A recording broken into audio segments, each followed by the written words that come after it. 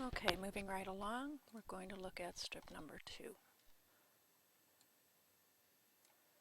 Okay, strip number 2 for practice in class, we have, appears to be a fairly regular rhythm. Seems that we have P waves, we have QRSs, so that's always a good thing. Okay, let's do some measurements here. And I'll blow it up for you. Okay, let's measure our PR interval. Okay, we want to start with the P wave right about here, begins right there, and our PR interval ends a little bit after that line. Let's try another one.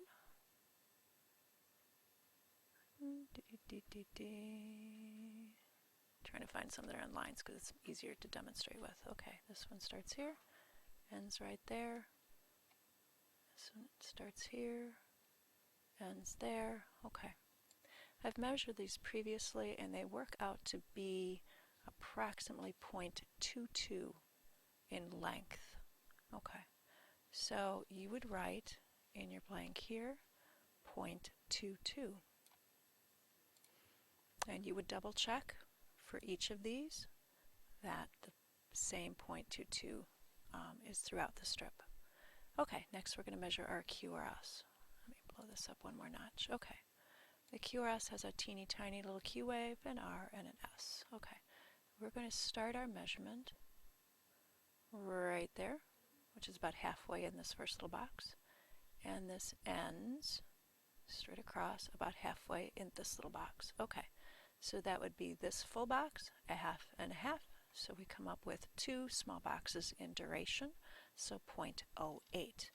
So in our QRS, you will write here 0.08 seconds. Okay, now back away here. We have to look at regularity. Okay,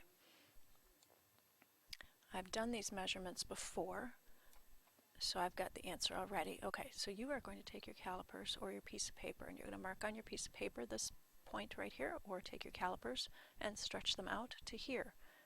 And with your calipers spread out like that, you can take that measurement of the calipers, hold it up anywhere on this strip, use these boxes and little boxes, and find out what that distance is. Okay, take your calipers and put the point again here, and go to here, and see if that's the same measurement, and go throughout the strip, checking if these R to R's are the same or not. Now it turns out with this guy, the first R to R is 21 little boxes across.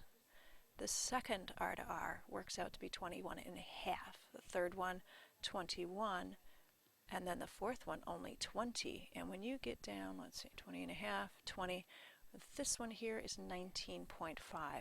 So he actually varies between 21 and a half little boxes to 19.5 little boxes. So that breaks our regularity rule, which says that a rhythm strip in the normal sinus range should not vary, should never vary more than 2 little boxes. Okay, and he's hit 2 boxes, so that's too much. Okay, so we're going to call him irregular. So right in here, irregular.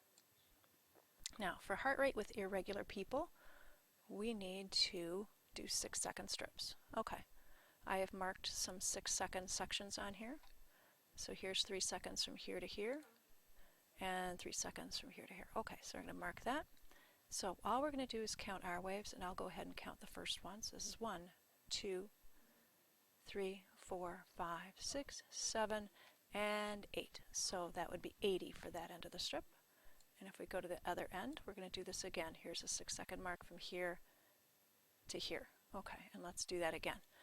Okay, so 1, 2, 3, 4, 5, 6, 7.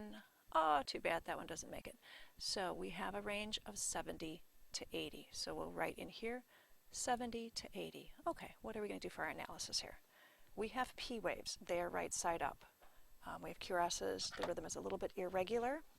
The average of 70 and 80 is 75. That's within the sinus rhythm range. So we're going to write sinus